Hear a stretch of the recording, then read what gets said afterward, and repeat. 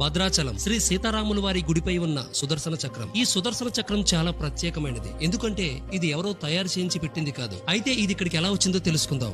భక్త రామదాసు ఈ ఆలయాన్ని నిర్మించిన తర్వాత ఈ ఆలయం పైభాగాన సుదర్శన చక్రం ప్రతిష్ఠించడానికి గొప్ప గొప్ప లోహ శిల్పులను పిలిపించి వారి చేత తయారు చేస్తున్నప్పుడు వారు ఎన్నిసార్లు ప్రయత్నించినా అది విరిగిపోవడమో లేక సరిగ్గా రాకపోవడమో జరుగుతూ ఉండేదట. దానికి కలత చెందిన రామదాసుకి ఒక రోజు కలలో శ్రీరాముడు కనిపించి, భక్త, సుదర్శన చక్రం అంటే చాలా మహిమ కలిగినది. దానిని సామాన్య మానవులు ఎవరూ నిర్మించలేరు. అందుకే నేను నీకు నా సుదర్శన చక్రాన్ని ఇస్తున్నాను. అది గోదావరిలో ఉంది, తెచ్చి ప్రతిష్ఠించు అని చెప్పారట. మరుసటి రోజు గజేతగాళ్లతో రామదాసు గారు గోదావరి అంతా వెతికించారట. కానీ ఎవరికీ కనిపించలేదు. అయితే శ్రీరాముడు మళ్లీ రామదాసు గారి కలలో కనిపించి, అది నా మీద అమితమైన భక్తి పెంచుకున్న నీకు మాత్రమే కనిపిస్తుందని చెప్పడంతో స్వయంగా రామదాసి వెళ్లి గోదావరి మాతకు నమస్కరించి శ్రీరాముడి స్తోత్రాన్ని పఠించి గోదావరిలో చేతులు పెట్టగా వచ్చి ఆ సుదర్శన చక్రం రామదాస్ గారి చేతిలో ఆగిందట. ఇప్పుడు మనం చూస్తున్నది ఆ సుదర్శన చక్రమే. ఫ్రెండ్స్, ఈ ఇన్ఫర్మేషన్ మీకు నచ్చితే ఈ వీడియోకి జస్ట్ ఒక లైక్ చేసి మీలో ఎంతమంది భద్రాచలం వెళ్లారో కామెంట్ చేయండి.